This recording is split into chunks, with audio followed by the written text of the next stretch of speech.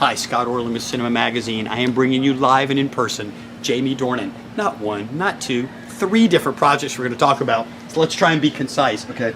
Season 3 of The Fall. I mean, you've been through a journey with this character. Are you happy with how it's kind of segued in? Because apparently this is going to be it for it. Yeah, it is, and it's bittersweet. But I mean, I've always known that the end is coming in a way. And I mean, when Alan got commissioned by the BBC to write The Fall, he asked for 12 episodes, and they said, "Look, we love it, but we're going to give you 5." So that's why the first year was only 5, and I had an ending that I think disappointed a lot of people. But we always knew where it was going. There'd be more. But now that it's come to an end, it saddens me, to be honest, because I love playing the character and I love. How do you put a serial killer to rest? God, it's just so difficult. It is, and you know, as much as he's a horrible, heinous character, he does awful things, I still very much enjoy inhabiting his mind, and so it's sort of bittersweet for me that it's come to an end, you know. Well, let's bathe that character, wipe him clean, consciously move on to the siege of Jadotville, where obviously this is a part of your own history, of Irish history, about what took place in Africa back in the early 60s that nobody knows about. No. Is that one of the beauties of the power of film, is that you can showcase stories of life that we don't get to see otherwise? Yeah, I totally agree. I mean, I didn't know anything about that particular moment in history.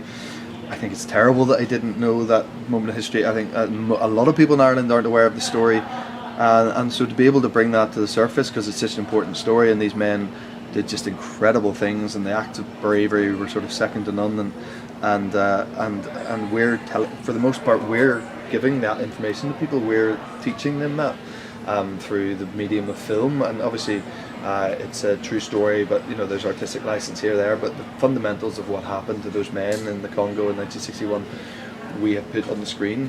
And as a result of making this movie, the guys who are still alive from A Company have now been recognised and been given military honours way beyond what, you know, they were sort of totally ignored after the fact, because they surrendered and they were seen as cowards. And so the fact that our movie and making it something as sort of fickle as a movie has helped, you know, these men get the recognition they deserve.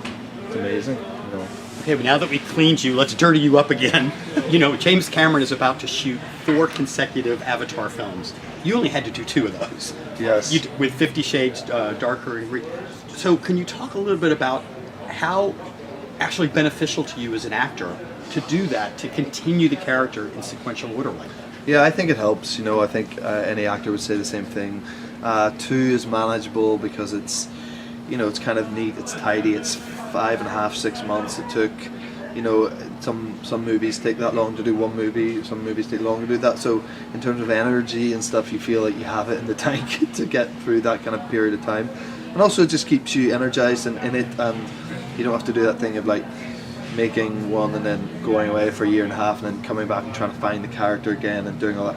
You just get to stay in a sort of continuum, and I think that's beneficial, definitely. Yeah. And every actor wants to have success, obviously, but this was a worldwide phenomenon. Yeah. Does it put more pressure when you're making the second ones, or actually made it a little easier because now people have accepted these characters? I think the latter. I think it makes it a bit easier. The pressure's off slightly because we made so much money, and people responded pretty well to it, and there's so much unknown making the first one, and there was so much pressure that I've never really felt in any other working environment, and you know, and then for it to be such a big financial success, which essentially is what most movies are trying to be, was I think lightened things going forward and made our jobs a little bit easier second time around. Yeah. All I can say is keep mixing it up for us. That's what makes you as an actor very interesting. Jamie, thank you so much. Appreciate it. This is Scott Orlin. Until next time.